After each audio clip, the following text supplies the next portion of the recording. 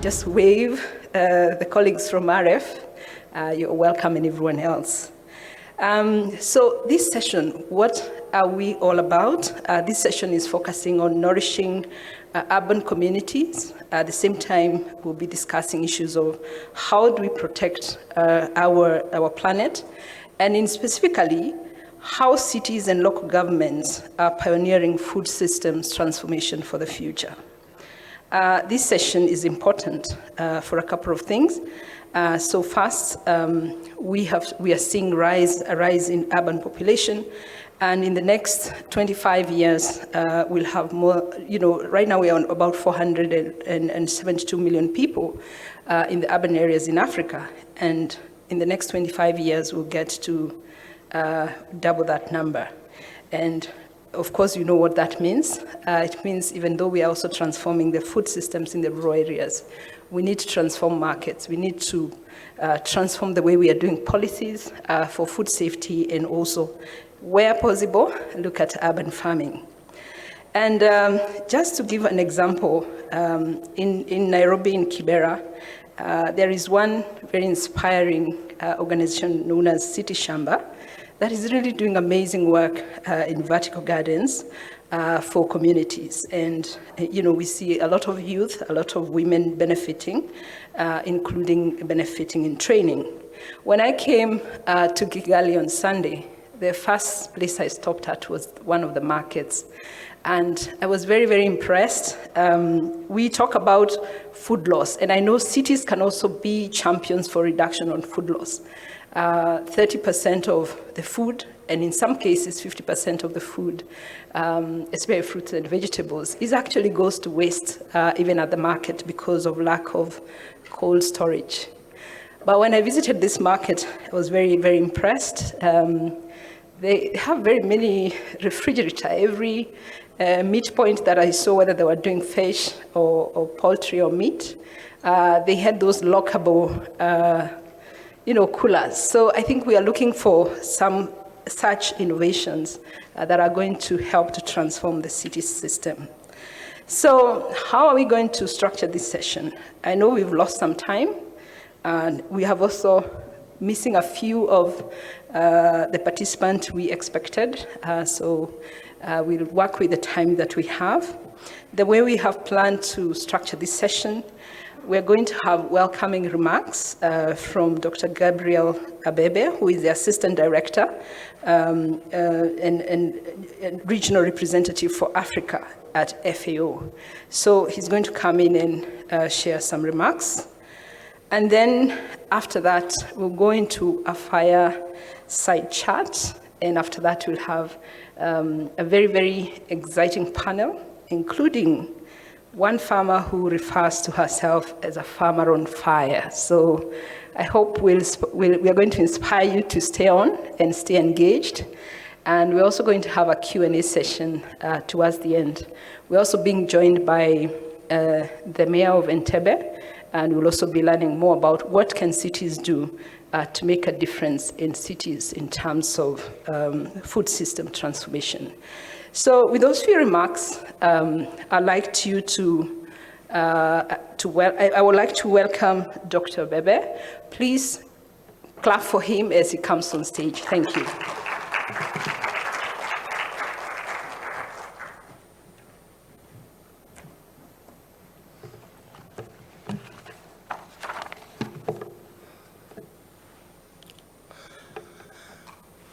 Thank you, Betty, for that introduction. Good morning to you all. Honorable mayors, distinguished panelists and participants. Let me also join Betty, and in fact, previous speakers in welcoming you all to this important session of the AGRF 2022 to share experiences on how cities and local governments are pioneering food systems for the future. According to the latest report on the state of food security and nutrition in the world, released this July, hunger affected more than 278 million people in Africa in 2021.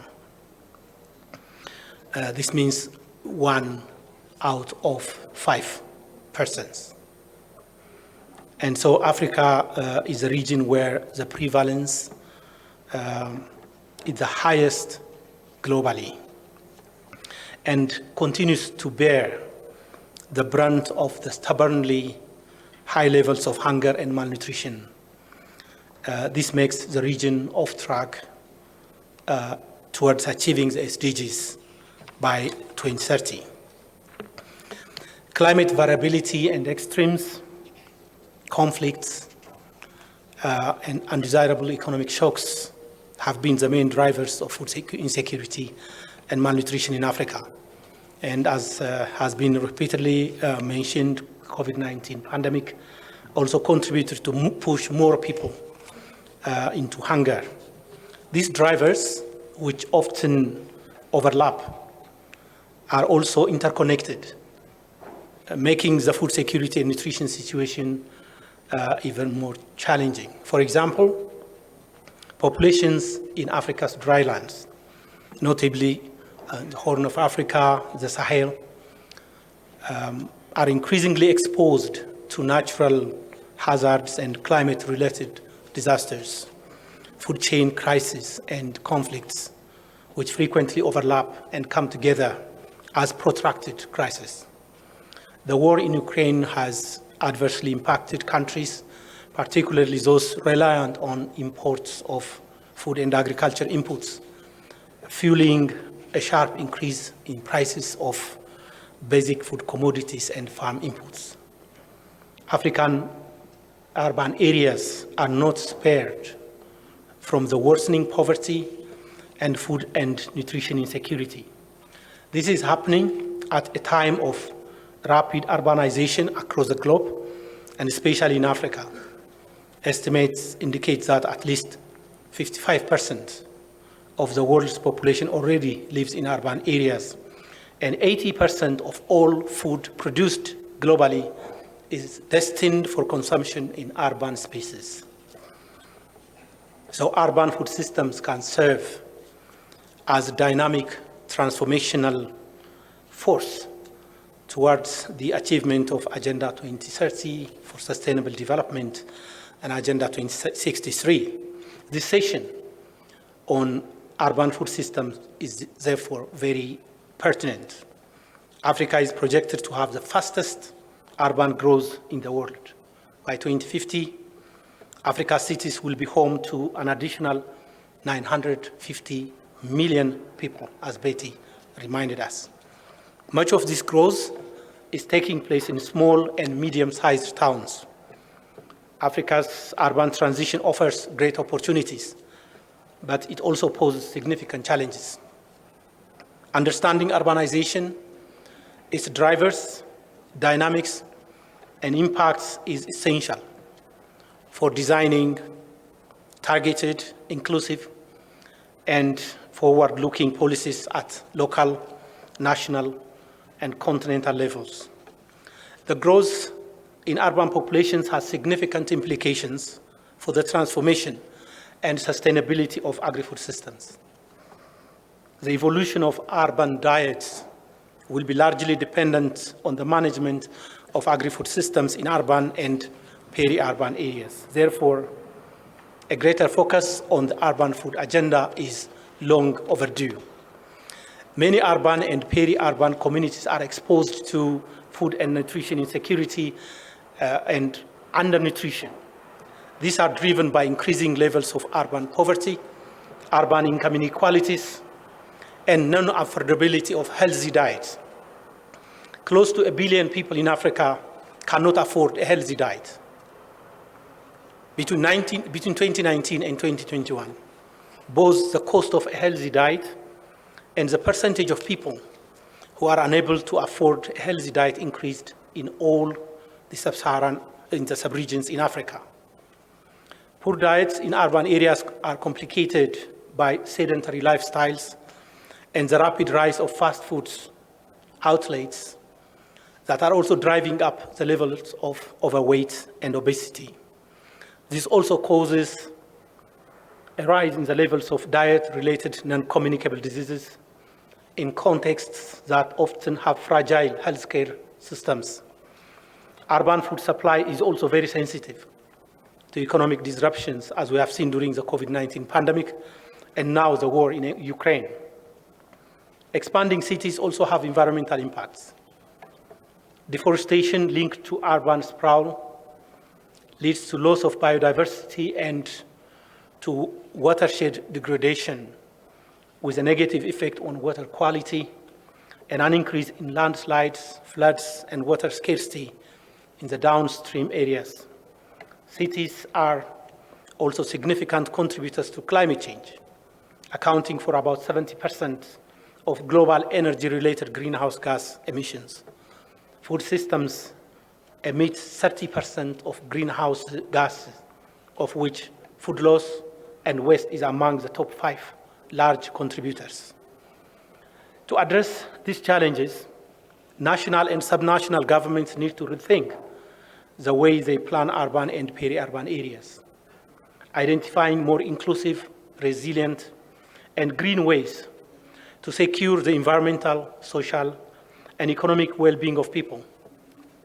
For these reasons, urban areas and urban food systems form key entry points to transform food systems to be sustainable. The HRF 2022 theme is very pertinent to this cause. Grow, nourish, reward. Bold actions for resilient food systems. Bold actions are required to grow the coordinated and large-scale action by stakeholders. Nourish innovations and cultivate country-led solutions that will translate the commitments made into actions and progress on the ground, and to reward and recognize champions and celebrate country pathways. FAO supports the 2030 agenda through transformation to a more efficient, inclusive, resilient, and sustainable agri-food systems for better production, better nutrition, a better environment, and a better life, leaving no one behind. The FAO framework for the urban food agenda sets out a multi-sectoral, multi-stakeholder, and multi-level approach to food security and nutrition across the rural-urban continuum. It's based on 3 fundamental pillars. First is to enable improved policy environments. Second is to make actions according to context-specific realities, such as shorter supply chains, inclusive public food procurement, encouraging innovative agri-food business, healthier food and green environments, and a sustainable bioeconomy. And third is to promote good practices. It forms part of FAO's Green Cities initiative, which focuses on improving the urban environment, strengthening urban-rural linkages, ensuring access to a healthy environment and healthy diets from sustainable agri-food systems, increasing availability of green spaces through urban and peri-urban forestry, and contributing to climate change solutions and sustainable resource management. The FAO Green Cities initiative aims to improve the livelihoods and well-being of urban and peri-urban populations of 1,000 cities around the world by 2030. A Green Cities network will allow cities of all sizes to share experiences, best practices, successes, and lessons learned, as well as build cities-to-city cooperation opportunities. FAO is also engaging relevant stakeholders in 30 cities on the African continent to build an action program for green cities in Africa. And I look forward to discussions at the HRF with potential partners to support this initiative. Today's session brings together mayors from several African cities to share their experiences, as well as partners from a range of sectors and viewpoints. I'm sure it will be an engaging and fruitful exchange. I thank you. .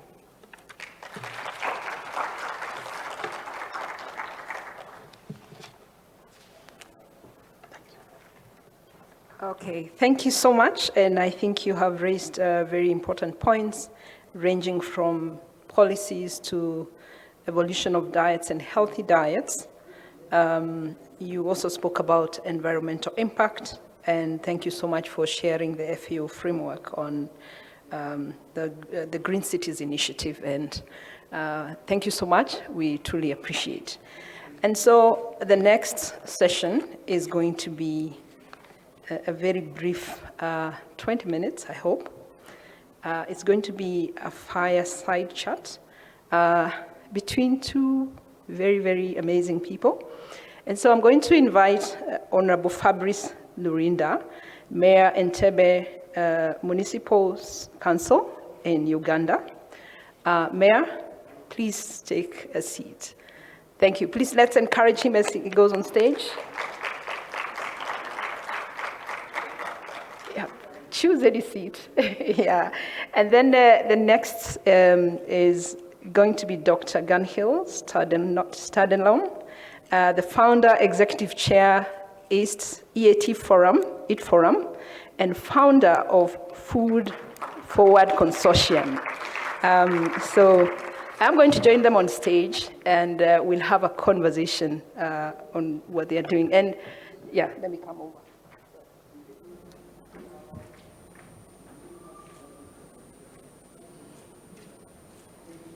Yeah. So I'm going to start with you, Fabrice. And I'll start by asking you a question on what is your favorite food and why?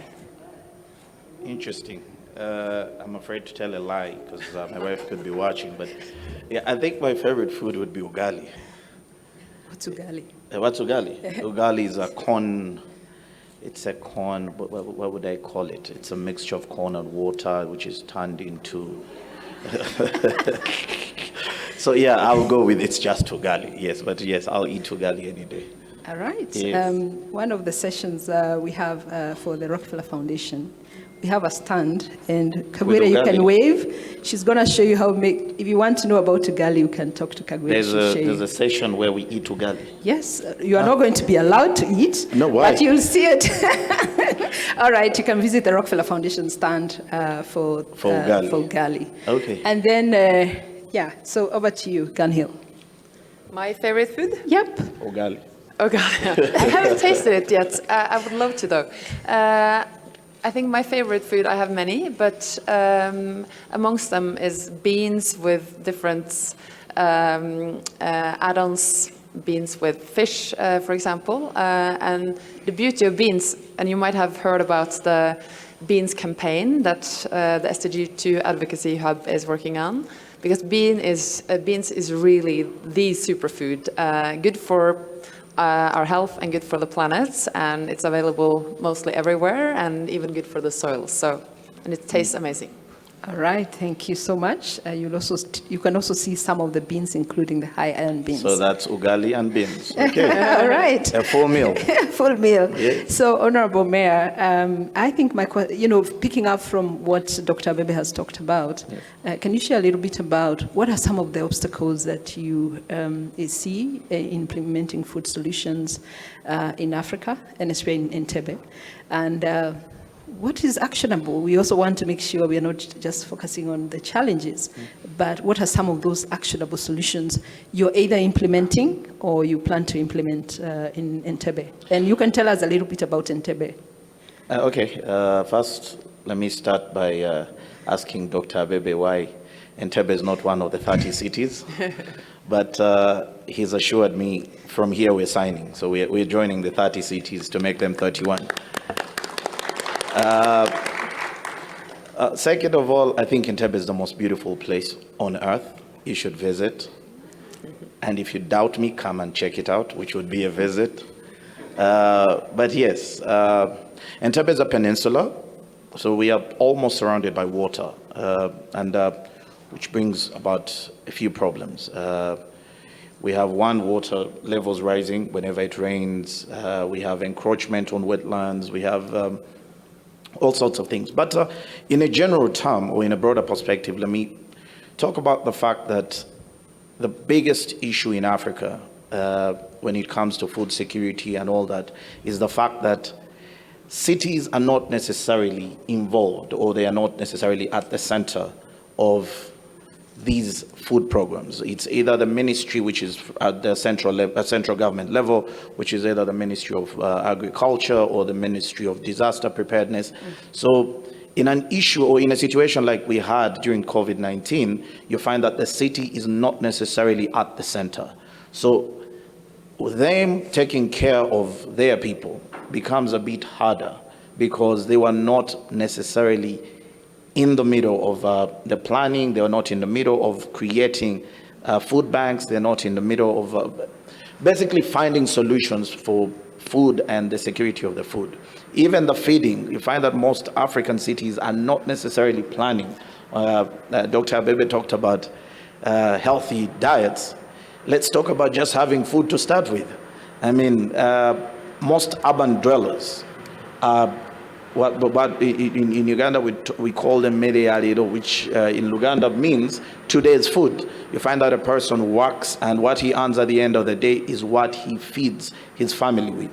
So when we had the pandemic, there was a situation, I say had as if it's ended, but I mean, when we were in the middle of it and we had lockdowns and all that, you found that most of the city dwellers actually starved. You have a situation where even where we would get food from, that is in the rural areas, people didn't have access. They couldn't cross from one city or from one town to another to go and get this food. Then you talk about financing. When you talk about our cities and how they are positioned and how they are set up, food security is not one of the things that we are financed to do. And when you don't have that kind of financing, you don't have that backup resource, you find that any situation that happens affects or hits the cities the hardest. We just are trying to recover from COVID-19. We're now being hit with the crisis of fuel, which means that prices are going to go higher. You talked about markets. In Entebbe, we've built markets. The government of Uganda has really invested in creating markets in all areas.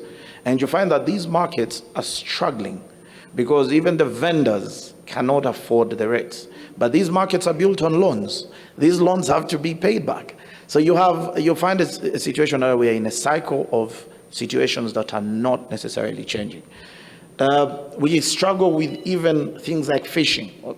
As we live around the lakes, you find that you have to involve the military, the police, and all that to ensure that there's no illegal fishing, because what people are looking for is an easy way to fish, which they will go into illegal methods of fishing. So you find a situation that the food chain or the food value is a hard thing to control because cities from day one are not in charge or are not involved in these planning. So then shall we say that then the thing that we need to do is to make sure that there is integration of the municipal councils when we are designing programs and when you are working on food systems transformation? Yeah. I don't think it's integration. I think we need, first of all, to understand that cities are each tailored with its own problems. Yes. And the problem that we have today is one size fits all kind of solutions. Someone comes with a program designed and it comes and you want to give it to Entebbe. The problems of Entebbe are not the problems of Nairobi. The problems of Nairobi are not the problems of Kigali. I mean, for example, Kigali is very well organized, very clean. Its infrastructure has grown. Its problems are not going to be the ones of Entebbe. For example, I could be struggling with garbage collection. I could be struggling with even understanding what kinds of meals and what to have in schools. Now, if cities were given a lead, not integration, but a lead in how to find tailored solutions for the problems of its dwellers, it would really, really go a long way in solving the problem of food. So let's see whether, Gunhill, you're working on this interesting program, Food Forward Consortium. Do you have a solution for Entebbe? Maybe you can share this and tell us a little bit more on how you see what are some of those policies that will be important in terms of advancing food systems in the cities, and also what role do you think you can play in supporting some of those cities? Yeah. Thank you, Betty, and basically following up on some of the challenge you have presented out, Mayor. We believe that cities has huge potential in driving food systems transformation, not only in nourishing urban communities, but really protecting the environment and driving change all the way back to the farm level and even improving soil health. And the reason for that is that, I mean, cities, they are small enough to get their shit together, and they are big enough to have systems impact. And we are seeing already that cities are moving way faster than national governments, like we've seen on energy. And also, as the AGD was saying, that 80% of the world's food is already destined for consumption in urban areas. So the potential is massive, and we are already seeing that cities are bold enough to step forward and commit to take action. We have something called the Good Food Cities Declaration that the C40 Cities Network have been leading on together with my organization EAT, where we have now 15 big cities around the world. They have committed to implement targets for achieving healthy, safe and nutritious diets from sustainable food systems by 2030. But how much has happened right now?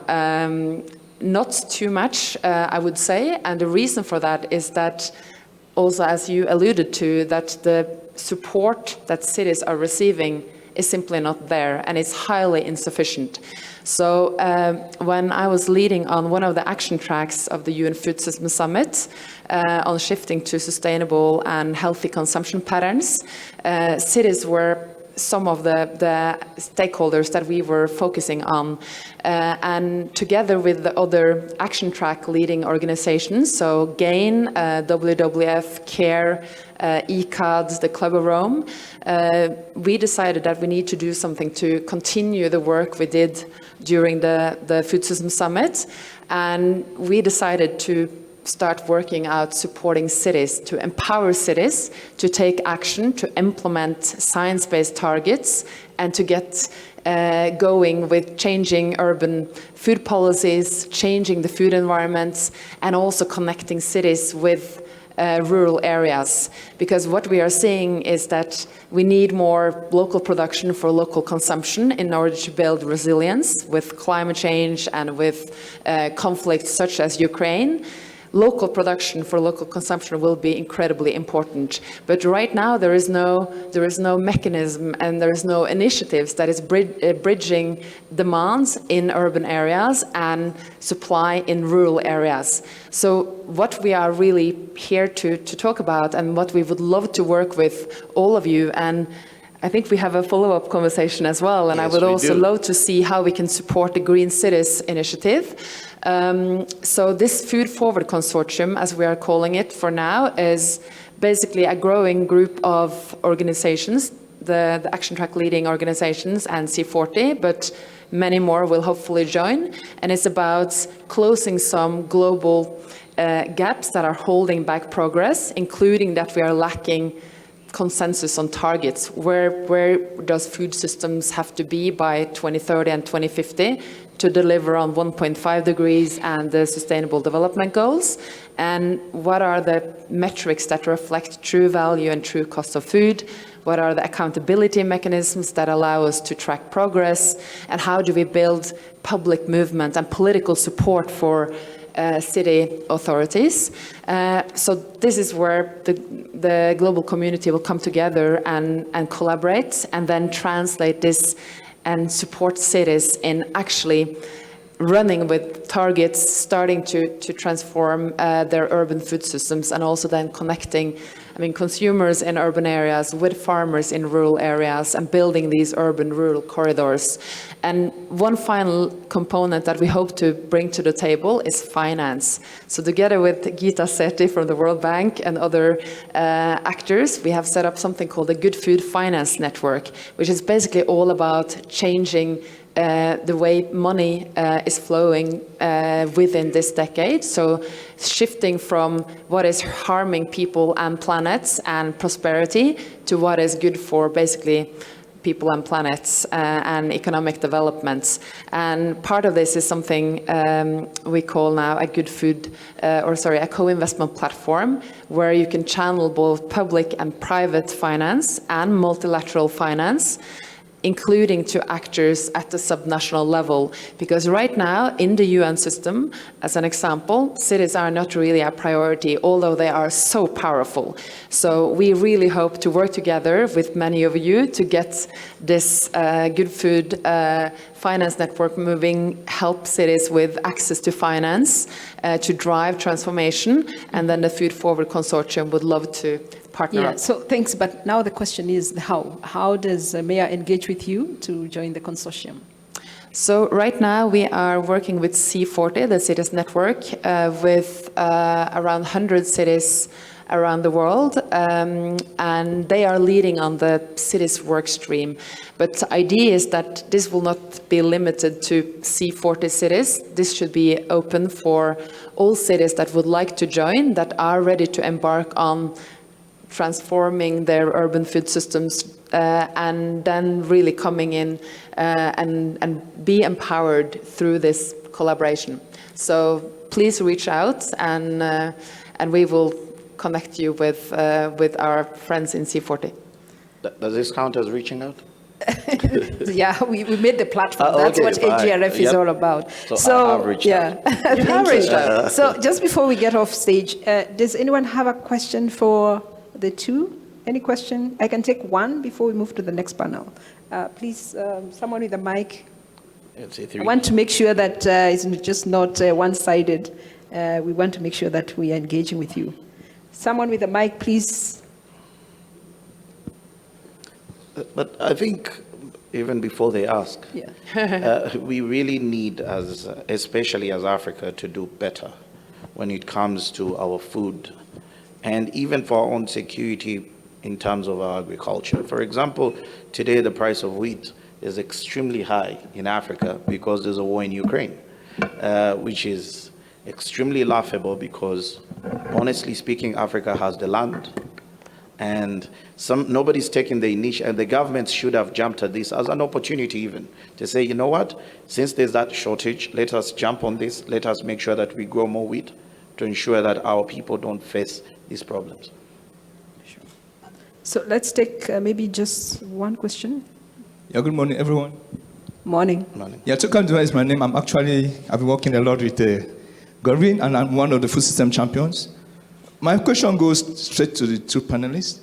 How are young people going to be involved in this process? Because in the end, they are the ones to implement, they are the ones to face the consequences.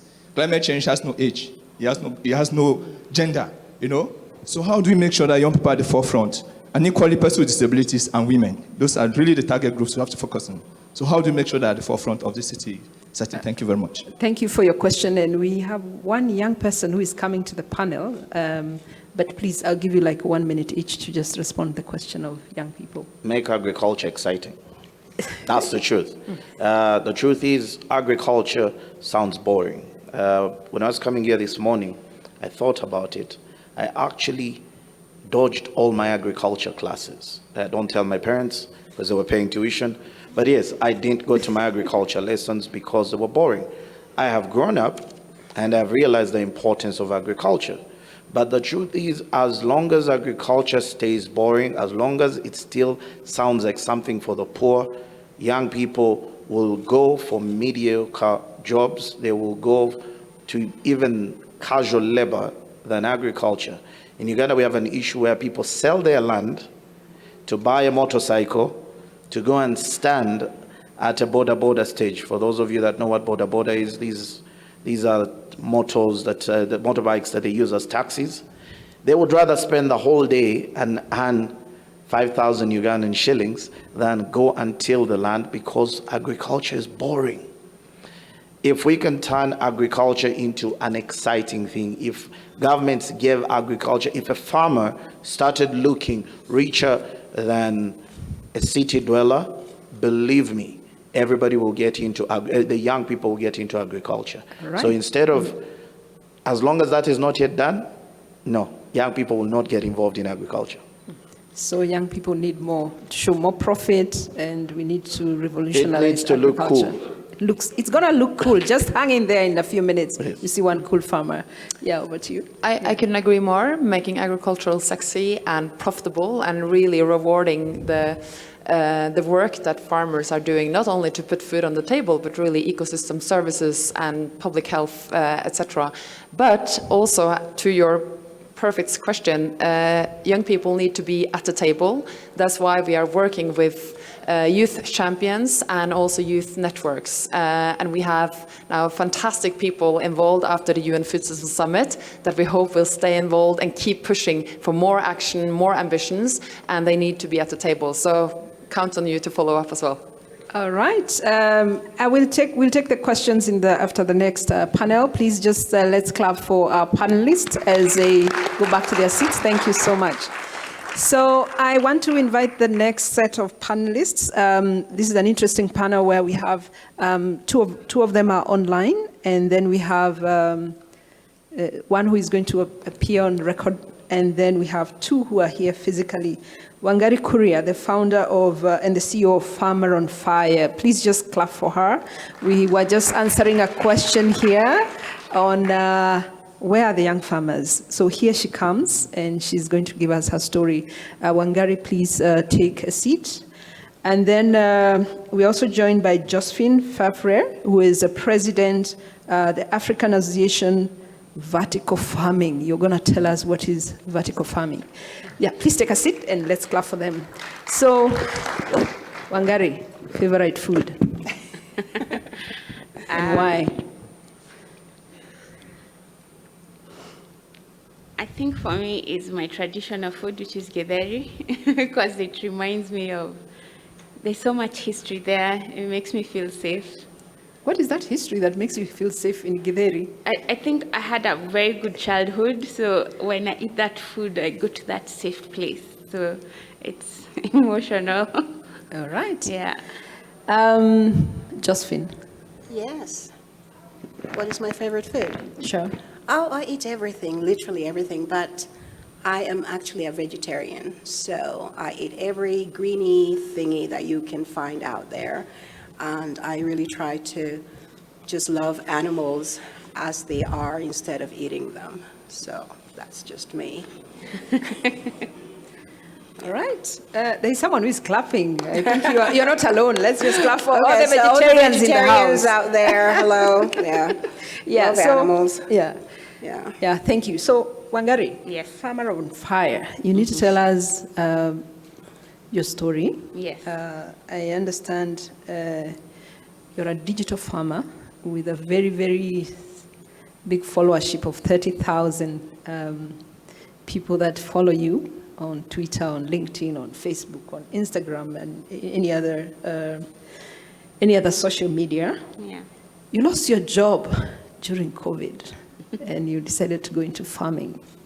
That's very interesting. So maybe tell us a little bit more about who is Farmer on Fire, where is your farm, why are you firing, and Yes. We are very excited about hearing your story. Yeah, so I've been brought up in the village. Then Where? I came. Which country are you coming from? In Kenya, in the coldest town in Kenya, I think even in Africa. It's called Nyahururu. Very cold, and then moved for college to Nairobi, never went back, got a desk job, and thought, I'm on track. And then the pandemic happened, the company went down, and that's when I found myself in a crisis, and I realized I have to keep going. And I can't go back to the rural areas because I felt the rural areas might not hold my dream, because I had such a big dream, and city life was just looking like it's big enough to support it. And so I remembered my mom had a kitchen garden, so that's why I started. So I planted sukuma wiki. These are greens, popular in Kenya. And then I realized my neighbors are also struggling because we are all in an urban area. We're expecting someone else. It's someone else's responsibility.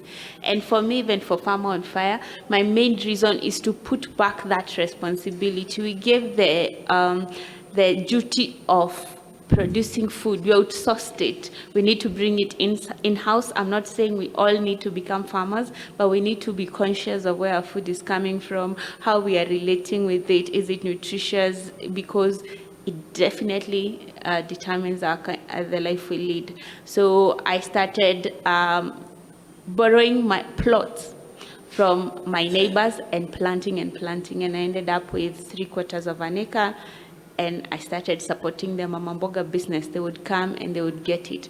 The good thing about farming in a city or farming in an urban area is that you have ready market. People can see the food growing, so they're actually more attracted to it. What food are you growing? So currently we are doing strawberries from Japan. There is a Japanese variety that grows very big, very juicy. So we are excited about that. We also have mushrooms because we are, our target is for people who are in cities or small areas, small spaces, growing food in small spaces.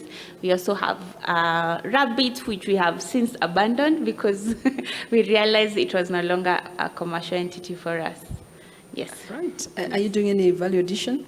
Yes, we do value addition of everything we produce. We have a demo farm. It's a training center where other people in the urban areas can dash and come and learn one or thing or two and go implement it. The thing about farming is that sometimes you want to see what actually is happening, and then if it's in the rural areas, it becomes something that you postpone forever. But us being in the city, they can able to come, learn, and go implement it themselves. We have projects in Korogosho where women who... Where is Korogosho? Is it an urban area, slum? Yes, it's a low-income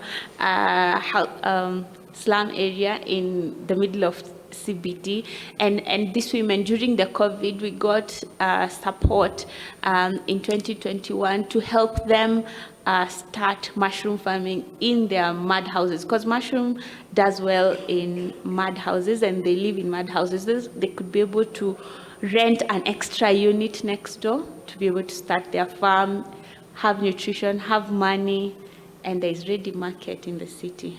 All right, that's truly inspiring. Tell us, just maybe in the next minute, you're also training farmers. Yes. Are farmers paying for the training? Because in Africa, you know, we always think that extension services should be offered for free, but are they paying? They are paying, and we are very serious because that's our core business. So we try to explain to them, someone taught me this, and I'm charging you a small fee. We charge $10, which is 1,000 shillings.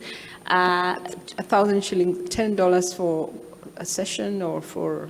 It's a whole day training. It's a farm visit. You come, you see how we do it. We take you to our cottage industry. You see how we also process, how we pack, how we brand. Because I feel like we can do all this, but until we go through the entire value chain, it's incomplete. And so that experience is what we charge 1,000 shillings, because our target is usually young people, women who are housewives and that kind of thing. All right. Yes.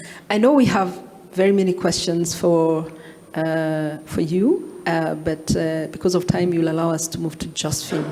Yes. Vertical farming. What is that? And where are you practicing it? Why is it important?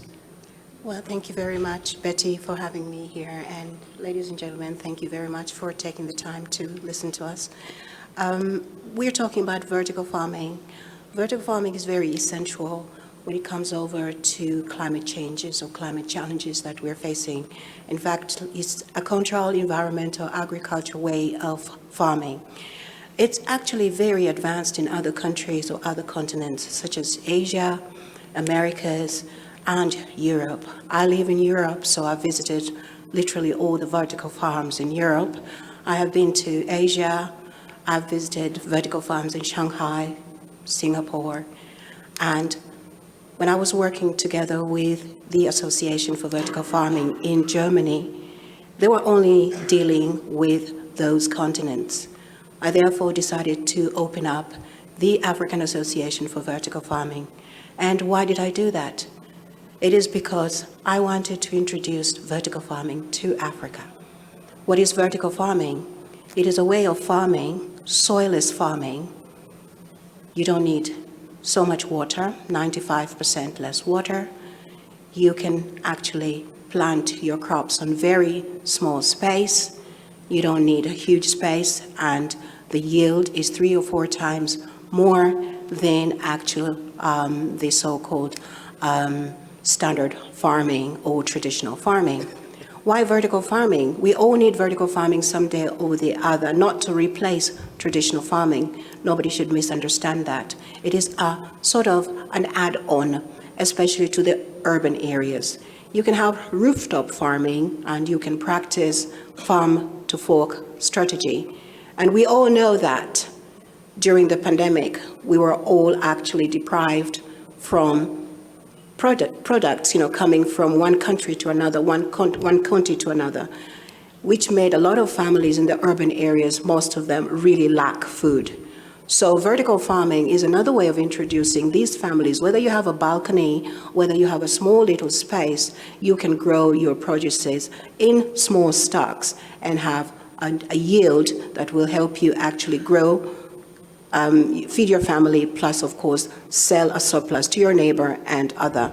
But the African Association for Vertical Farming is not only just putting vertical farming, it is also another way of introducing agriculture to the younger generation. We talked about technology. Vertical farming needs a certain type of technology. Once we do, of course, the capacity building, we teach also the young people how to tackle vertical farming, how to love agriculture, how to see agriculture can be done even by the youth. You go into vertical farming, you get the capacity building, you graduate from there, and you're able then to run your own vertical garden wherever you want it to be run. So this is another way of introducing farming to the younger generation. All right. Thank you so much. When I hear soilless, I hear the word very expensive.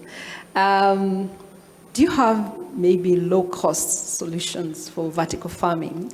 I think that's the first question. And the next one is, when you're talking about vertical farming, give us an idea of like how many farmers or farms are you supporting globally for us to see? Since we started, we have been supporting, because we're working very, very closely with smallholder farmers around Africa. So until right now, we've supported over 8,000 smallholder farmers going from South Africa, Kenya, Tanzania, and across the other countries in East Africa. And when you're talking about the pricing, now you have to know that vertical farming can be done in Africa with material in Africa, made in Africa, by Africans, for Africans.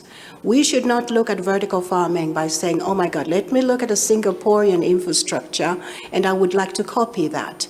Then you're wrong. Then you're going to talk about, and you're going to look at prices, and you're going to look at the prices in Google, and you're going to say to yourself automatically, oh my God, I cannot afford that. But stop there. In Africa, we have everything to make our own vertical farms. We can use wood, we can use bamboo, we can use all the other materials in Africa, but we have to make it African-made. Therefore, you're not even going to run through the same expenses that someone in Singapore is going to run through. And you can have 3 times more yield than the traditional farming. You just need to have the right capacity building, the right person that guides you into doing your vertical farming appropriately, and we're there for you for that. 3 times more yielding. That's very, very exciting. We are looking for opportunities to increase yield. And we are going to encourage you next AGRF, please come and set a vertical garden. If you asked all of them here to draw what they are thinking about, you may find very interesting pictures of what we are thinking, what vertical farming is. So I want to open the session for maybe just 2 questions before we invite our online panelists. And I'm going to start from the middle. I see a hand there. And I know we cannot answer all the questions. This all sounds very interesting. But let me take 2 questions and then we'll invite, and I'm seeing my friend here, Kagweria. So let's have the person here. Sorry, I can't see you very well. Yes, please stand up and also tell us where you are coming from, which organization you work for. Thank you so much. My name is Bonki Safari. I work for Ricolto in East Africa, and we are dealing with good food for cities up to the good food at school. I went straight to Fabrice, the mayor of Entebbe.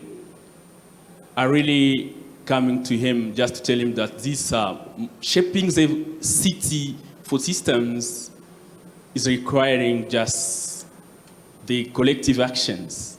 And these collective actions, I know we'll be talking here in these seminars, without collective actions really taking through the policy at the local level, for sure it won't work. Now, in our good food for cities, we are implementing the food generation, which is taking through making agriculture, let us say, interesting for the youth. And here, for policymakers who are here today, is to go up to the education level, whereby we should stop taking agriculture as ways of punishment in school for young generations. And this is my call for this, as I'm implementing this program here in Rwanda, in DRC Congo, and our colleague in Arusha. It means we have to work on that issues at school level to stop looking at the picture of agriculture as for kids who are not pursuing well with schools. Now, my question is this: where are we starting to involve the city level for them? I want him to give us a really direct entry point for them to get engaged in the collective action within the good food for cities. No, I'm gonna hold that question a bit because I also know we still have 3 panelists, and but I'll come back to that. So, Mayor, Honorable Mayor, please just hold that question and you'll answer that one. I want any question directed to the 2 panelists on stage. Kagweria, please introduce yourself.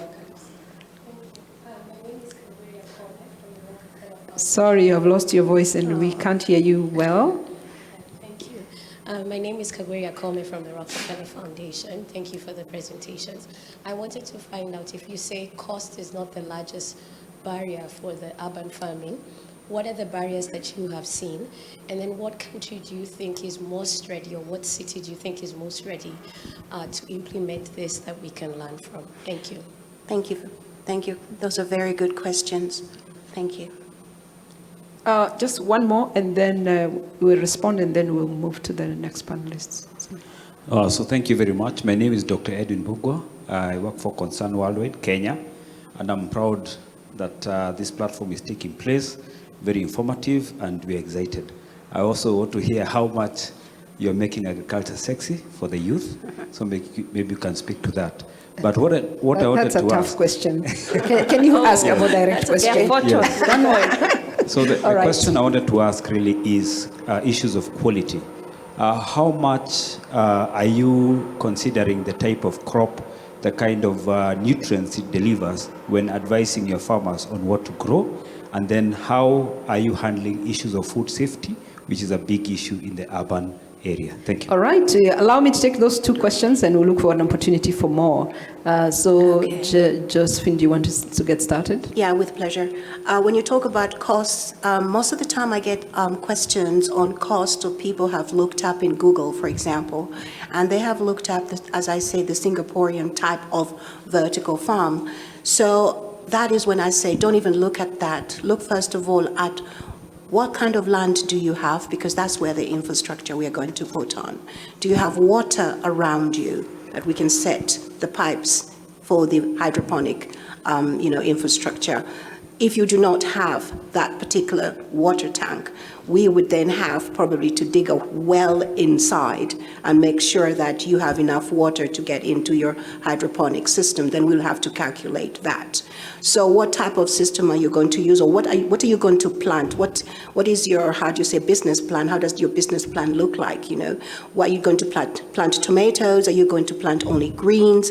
All that are calculations that we have to make in order for us to install then the kind of greenhouse that you need. Okay, so that is why I cannot just, shoot you just a prize. It just depends about what is going on around where you want to put your greenhouse and what you're going to plant and how your business plan looks like and how we can handhold you until effectively you succeed as an agripreneur in this so-called endeavor. Yes, that's one. What was the other question? Sorry. The countries. Okay, the countries, yeah. yes. The countries that we started with, for us, is South Africa. South Africa is very, very advanced in hydroponic systems, but it's also very much advanced in aquaponic systems. As I said, in vertical farming, you have to look at 3 types of vertical farming. The hydroponics, which is the main one, and then you've got the aquaponic and the aeroponics. And in South Africa, all that is very, very rich. In fact, they're very much advanced in urban agriculture using all the 3 systems. Kenya is really catching up. There are a lot of gardens, actually hydroponic gardens in Kenya. I've visited a number of them. We've had a couple of our investors looking around in Kenya. And then, of course, now I'm going to Tanzania, and that is my mother country, if anybody ever wants to ask. I'm from Tanzania originally, so I will go and, of course, develop the food systems or the urban food systems in Tanzania. Thank you. All right, thank you so much. I know you have more questions, but we're going to put them towards the end. Your response, please. Yes, so let me tackle on how making agriculture attractive. So it's very intentional at Farmer on Fire that we make this message clear. So the first thing is telling our story, showing people that this is where we were, this is how we struggled. And you know, the beauty of internet is it doesn't forget. So we have those photos of, this was when we didn't know, this was when our tomatoes killed our tuta absoluta killed our tomatoes, and that kind of story. So number one is using ourselves as, look, this is what I'm doing, I am proud of it, and you can be too. The other thing is that I have a master's degree from USIU Africa. So it's not that I haven't gone to school. So also that helps to debunk that notion that it's for uneducated people. So I will post my certificates online. You can go just Farmer on Fire, Facebook, Twitter, to show people that this is a mindset issue. Nothing should stop you except yourself. And then the third one is we've gotten the shift of media. How marketing is being done has changed. We have people who are called influencers now. They show you how to put on makeup and match your clothes and look presentable. Well. The mayor talked about presentability, branding. Why we love Paris, it's not because love just flows into the fountains, it's because we've been told this story, the power of stories. And that's what I incorporate, storytelling, to show people the possibility of them seeing themselves as food producers. So me looking the way I am, it's very intentional to show other people you can still slay on Instagram. Those who are on TikTok, there is a small kid who's trending and he's talking about corn and how amazing corn is, and now that's a good thing, and it goes to issues of health. So social media can be used to transform this, and that's what we have used. I would also like to appreciate forums like this, forums like Agra, who put the farmers in the room.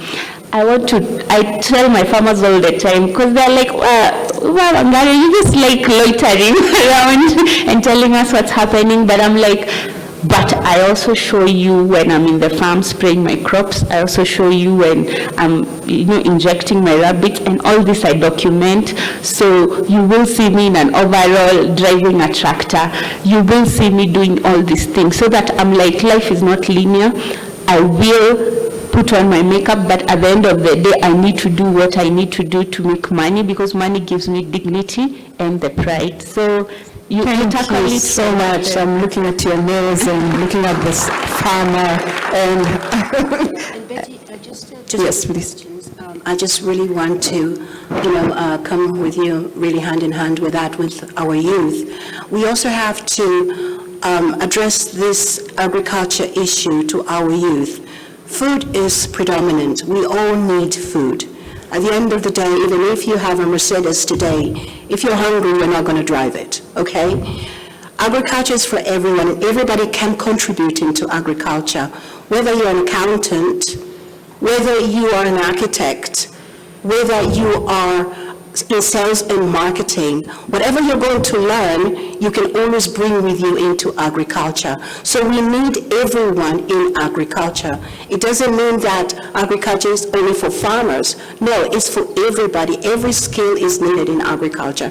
And this has actually to be, the whole paradigm has to be changed so that the youth really understand what agriculture is all about. All right, let's clap for them, but they remain on stage. Emma, can you help me please transition to online panelists?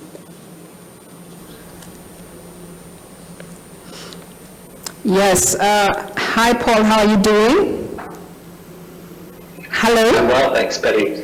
Yeah, thanks so much, and you're welcome to the session. And Paul Kelly is the Director for Urban Systems, ICLEI, in Africa. Are you based in South Africa? Yes, based in Cape Town.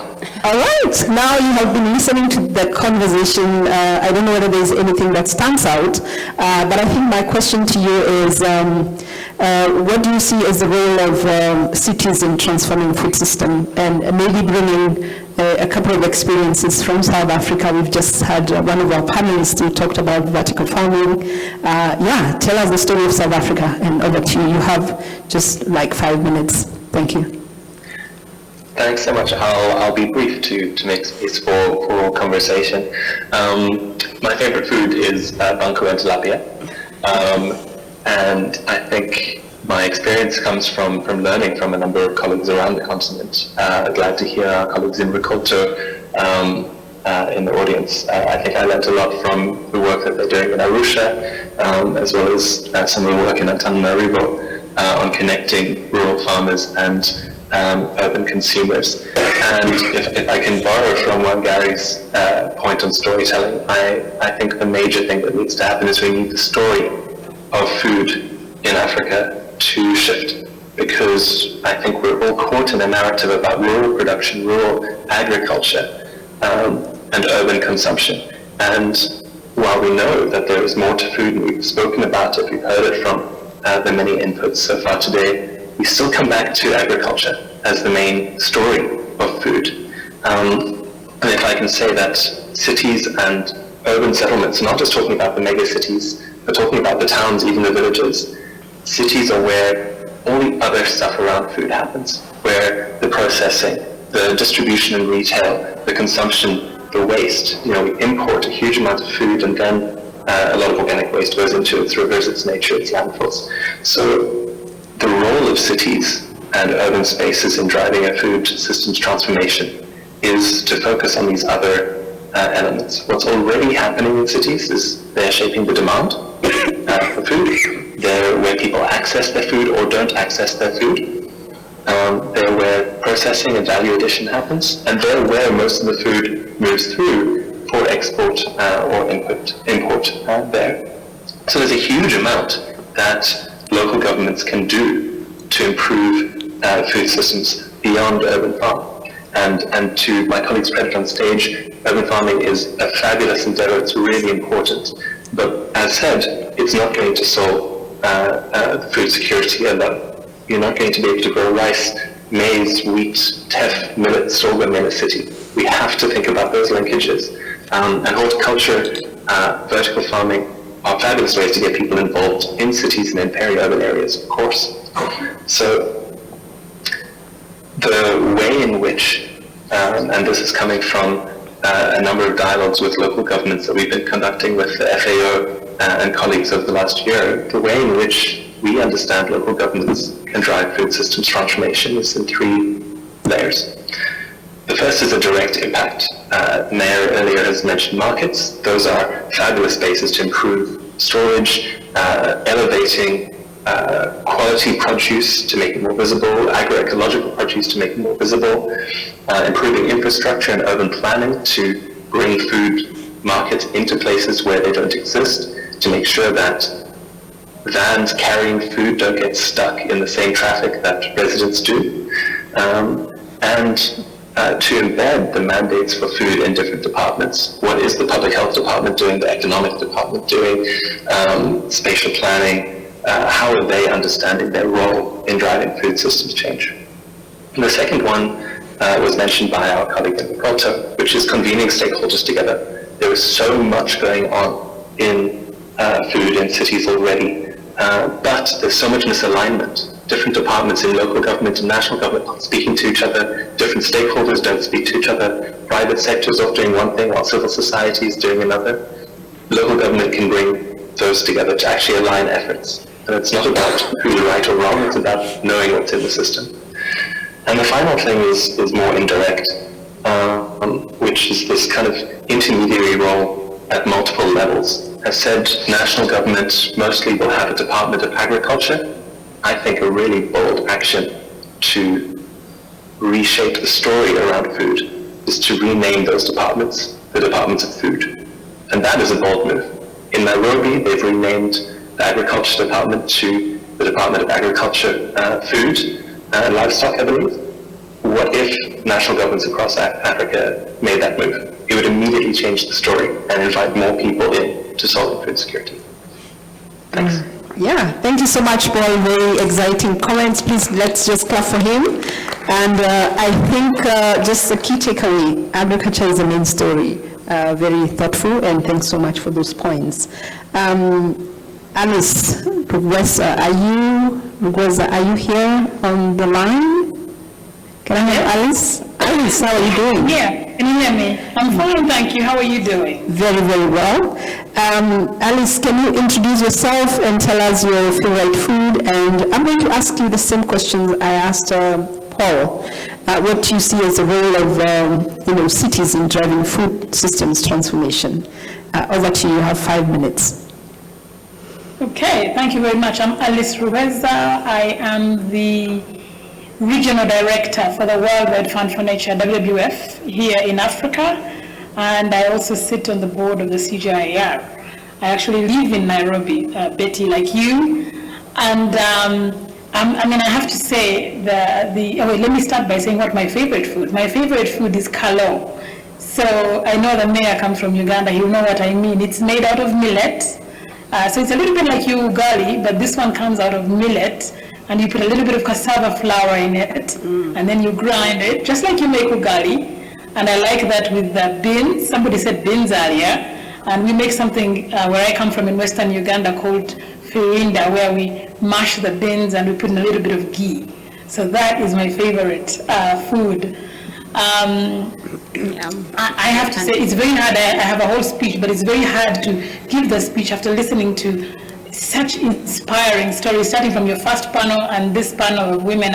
I'm really, really very inspired. So I will talk about what the mayor actually said, which was that unlike in rural areas, the urban agri-food sector has very low visibility, and it results in really missed economic and social opportunities and increased health and environmental risks. So an important part of our challenge then is really to engage urban stakeholders and policymakers more effectively in agri-food systems policy and technical dialogues. So the good news is that already today we have about 70% of all food being consumed in cities, and urban markets are shaping the trajectory of agri-food systems in most countries. I think the previous speaker talked about they're shaping demand. And as such, of city governments and municipal leaders like your mayor, they have several key leverage points.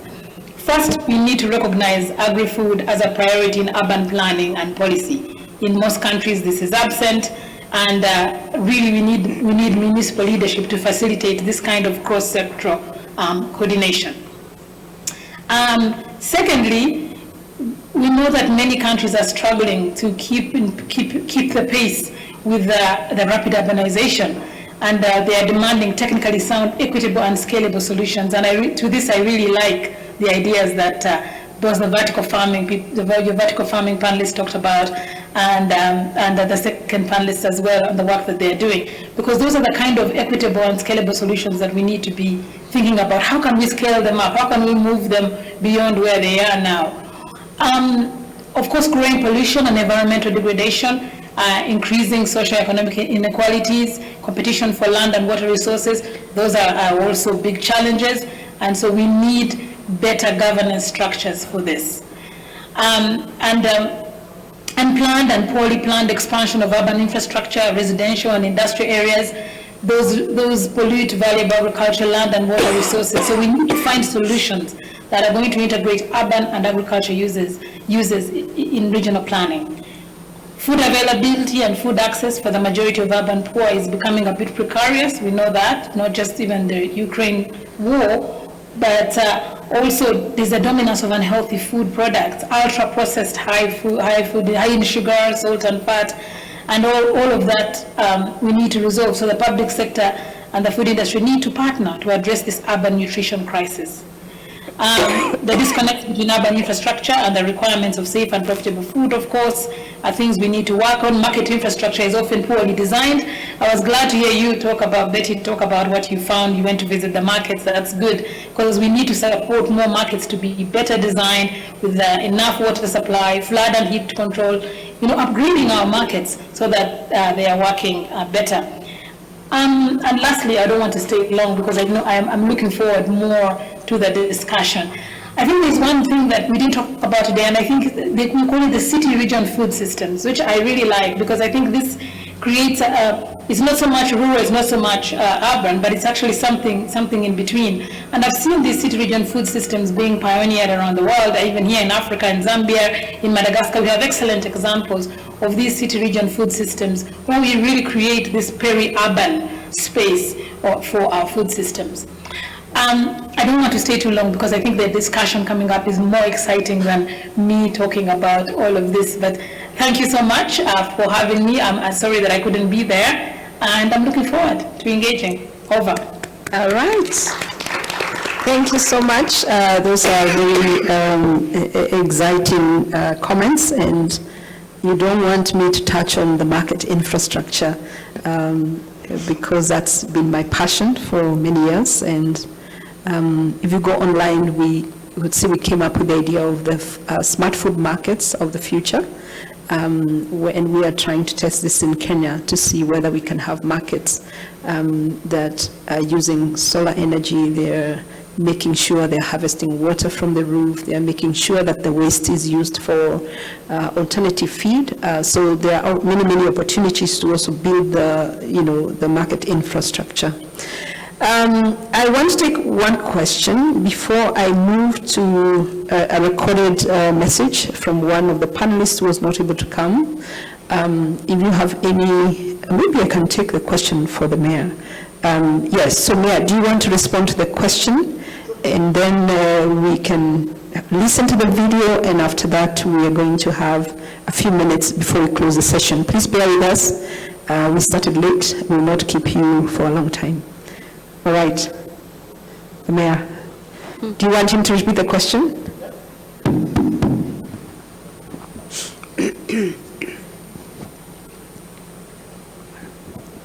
Thank you. Well, my brother, I avoided saying this. The biggest issue I have with most conferences is we speak a lot of very good English or French or Spanish or whatever language is being spoken. Then we get back to our hotels, get back on flights, go back to our countries and do nothing. We do a lot of talking and very little action. So, I'm going to start something different. I want to invite you to come and we take on this project together. I want to invite everybody in this room and tell you that with Entebbe, you have a willing and ready partner to start working. Not talking, but working. So you're very welcome. All right. It is time to convert the talks into action. I'm being tempted to take one more question. Right from my left. Please keep it short and sweet. Thank you, and introduce yourself. Thank you. Thank you very much for the opportunity. My name is Tim Mwangi from Practical Action, and we've been part of the Green Cities initiative by FAO. And one of the things that we have learned from the multi-sectoral approach, working in the different cities, in Nairobi and in Kenya, in Nairobi and in Kisumu in Kenya, one of the things that we are asking ourselves, because there are successive governments, especially local governments, and maybe perhaps this question might go to Paul, who is online, how do we ensure continuity of actions that we have defined with the previous government and for it to be owned with the new government that comes in place? Thank you very much. Thank you. Paul, over to you. Continuation. Thank you so much for the question. I think I'm just going to borrow a question, a point from a colleague of mine. People often complain about political will and the need to really sell something to the incoming politicians. Their response to that is, well, what about technical will? And I think if you have enough technical officers who work in the city, who have that long-term perspective, they become the champions of these projects. And yes, it can be very frustrating when a new mayor arrives and wants the project to become their legacy and they throw out 2 or 3 years of work. So I think there's some wiliness or some political literacy that all technical officials need to take on to navigate that. So that's something that's very contextual. So I don't think there's a silver bullet that will help, but I think investing in the right champions, and lots of them in civil society outside of local government, who can come and say to the government, well, hey, you committed to this last year, we still think it's a great idea, let's continue. So there is a message coming from multiple angles, I think that. All right, let's now have media team, please help me play Dr. Jimmy Adom's video. He was supposed to be on the panel, and I think it's a recorded video.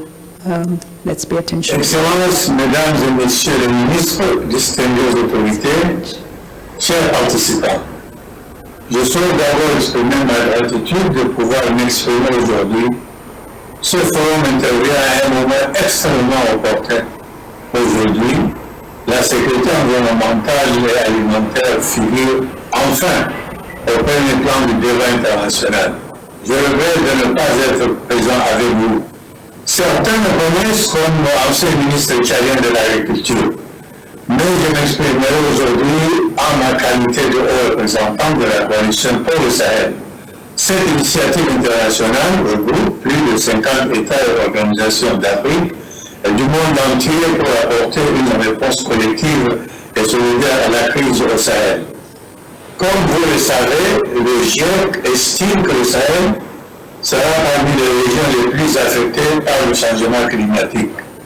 La hausse de température devrait être de plus 1,5 degrés Celsius, plus élevée que la moyenne mondiale d'ici 2050. Cela veut dire une baisse de rendement agricole de moitié à culture constante à cause de la photosynthèse.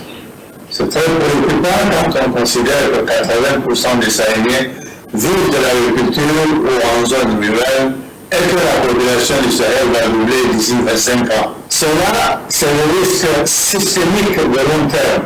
Mais il nous faut ajouter que dès à présent, l'insécurité alimentaire au Sahel est exacerbée par les crises politiques.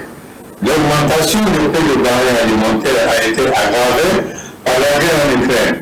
Cette crise réduit la disponibilité alimentaire, désorganise les économies nationales et augmente les besoins humanitaires et de développement. Les conséquences en termes de sécurité humaine sont dramatiques.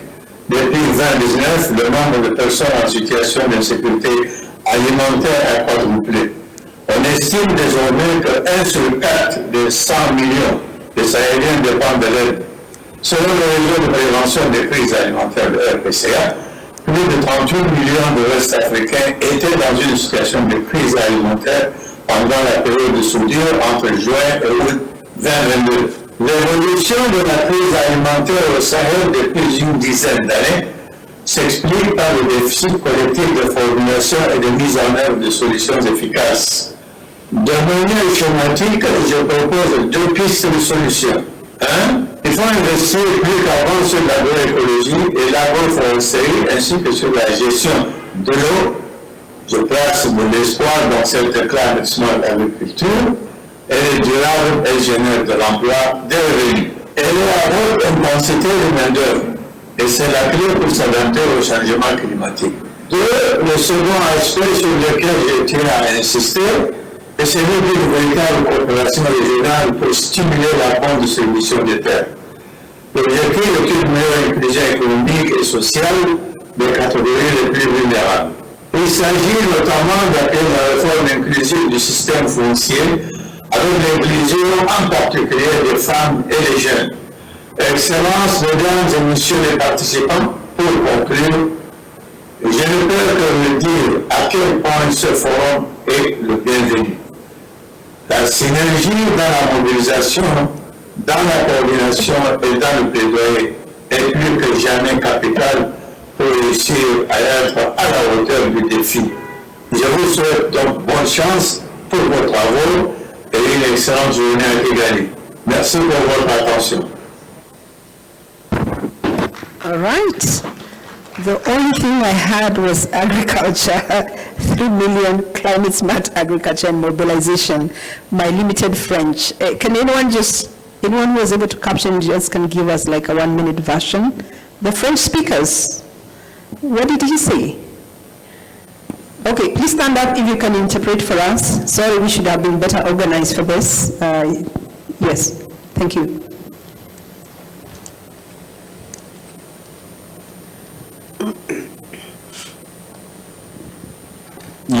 At the center of his message was just to come up with the fact that the Western Africa, the Sahel, was most exposed area to face food hunger crisis due to deforestation.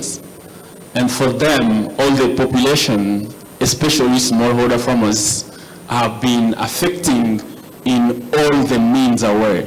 So the action for this summit can be one of the better and salvation action for them to recover the lost area in environmental issues. So he was just thankful for all the organizers of the summits, and for him it was a pleasure and a regret for him to not attend Kigali.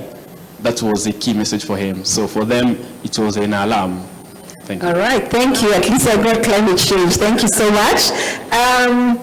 We don't have too much time. I want us to end in the next few minutes. Is there a burning question? And then I can summarize what we have talked about this afternoon.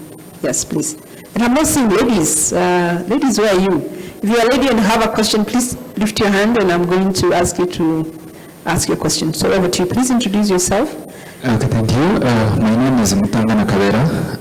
Working here, I'm a program director for Friends Effort to Support Youth. It's a local organization supporting the employment of young people in Rwanda. I'm now happy to see those two panelists and other people who have been talking. We always think about how we can support our cities to become self-sufficient in food provision. We've been thinking about what we can do about the nutrition of cities as the country. Rwanda is a small country with only 26,000 kilometers square of the whole land, with only 52% is arable land. And the country is targeting that in 2050, 80% of the population is going to be living in the city. So we've been thinking in employing the young people, what can we do next to feed our cities and our population? We started nowadays, now I see the mayor of Kigali now is so perhaps outside, but we started an initiative with the villages where the displaced people who have been living in areas prone to climate shocks to the people. They were been displaced in one villages.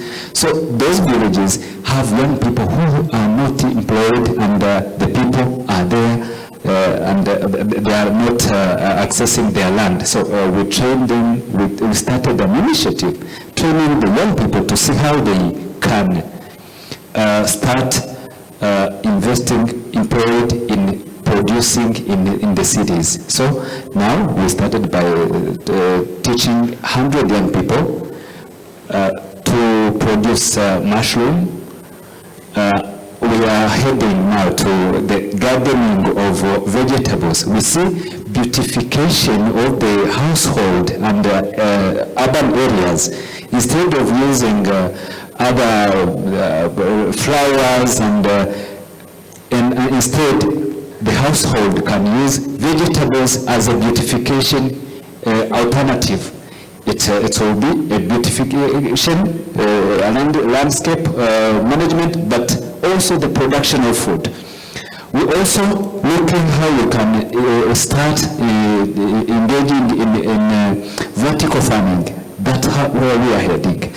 We see the solution to feed our cities is to engage the young people, but to create jobs among the young people using small areas and innovation to create the food production and to feed the millions of people.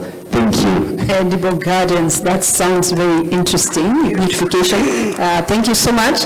Is there someone who has not a question, but something you want to contribute to? Like, is there something you're doing in your country or in your city that you would want us to know about? And this is going to be our last question. I can see a hand right behind. The lady, I think there's someone on the right.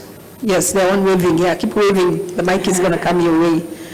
Here we just want not a question, but something which is happening that we should know about. Oh, sorry, may I have a question? Just a short one. Oh, where did the mic go? All right, that's fine, because you have it, please. Sorry, thank you.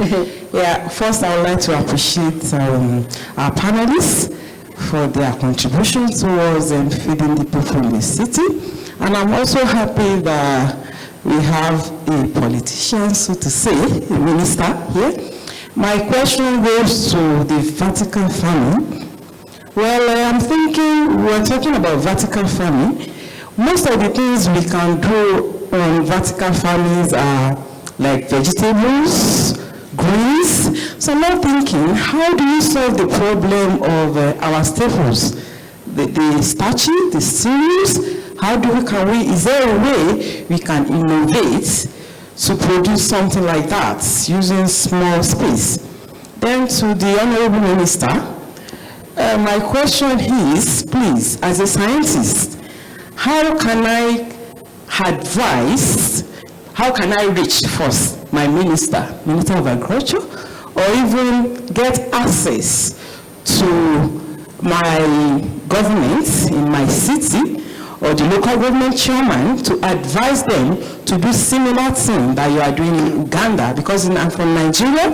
In Nigeria, we don't have such system in place. And I doubt if our government is thinking along that side. So that's my question. My name is Islamiyat Bolanwa. I'm from Laduke Akitola University of Technology, Nigeria. I'm a food scientist. Thank you. Thank you. Those are good comments. I think the first one on innovation on staples. Before I allow Josephine, I can also intervene here. One of the ways we can improve innovations around staples, Rockefeller Foundation, we have a work stream around fortified whole grain. What happens is that if you look at the food system, and especially someone talked about eating ugali. If you look at ugali or the maize bread, or the African bread as I call it, we normally use the very highly sifted maize meal. But if you go the traditional way, where I used to work to a milling, a hammer mill, with we used to call it gorogoro, like 2 kilograms of maize, you could just walk into the machine that does the flour, and then you come back with your flour when it's 100%, nothing is removed,